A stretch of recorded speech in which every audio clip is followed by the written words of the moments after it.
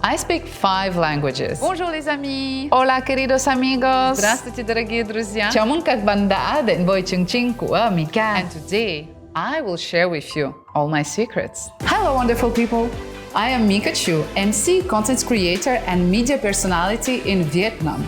In the Micka Show, we highlight practical methods for a meaningful impact on our personal and professional life.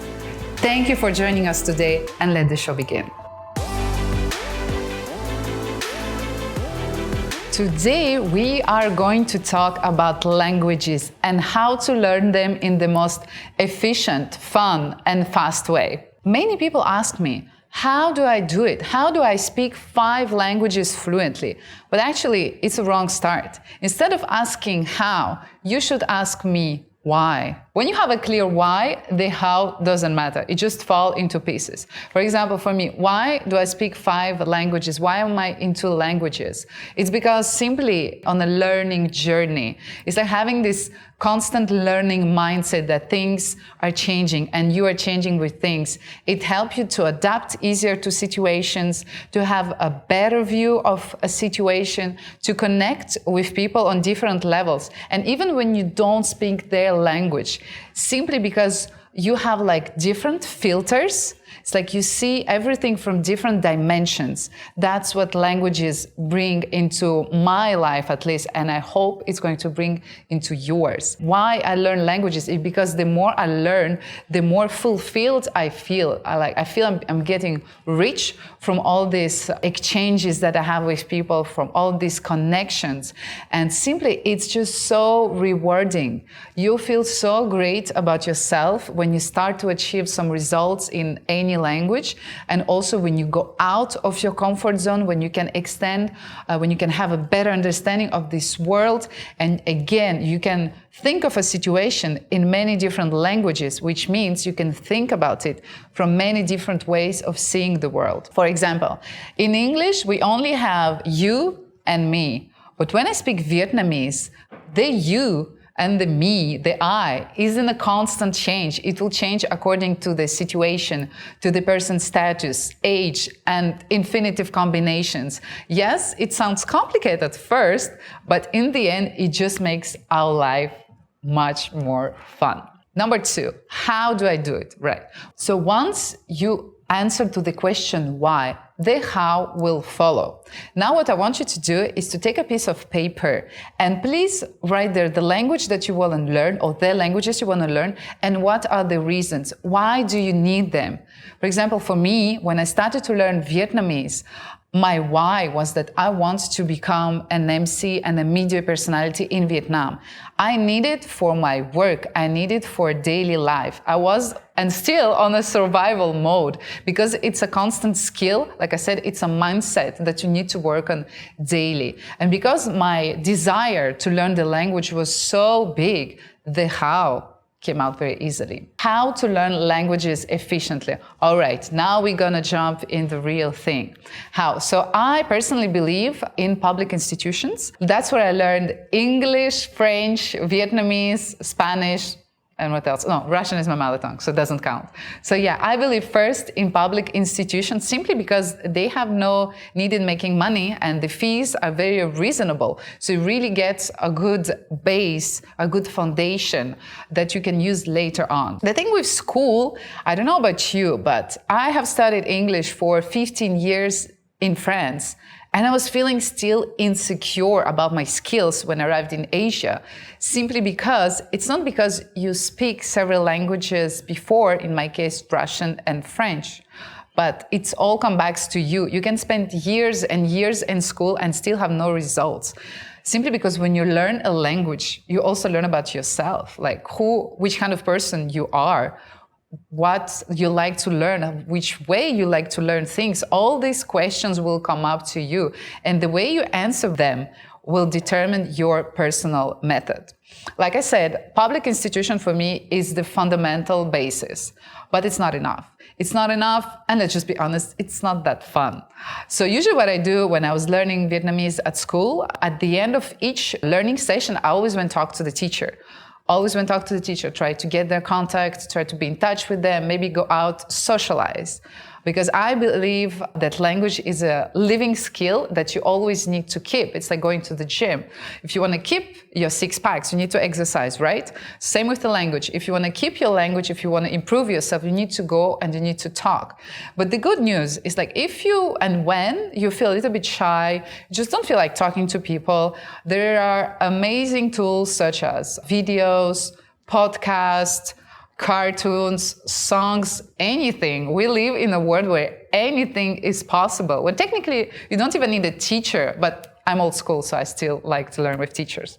So like I said, public institution, dialogue with people, using all the resources that you have and that you think are good and suitable for you. One thing about languages that I really love is that you can use and reuse the same resources.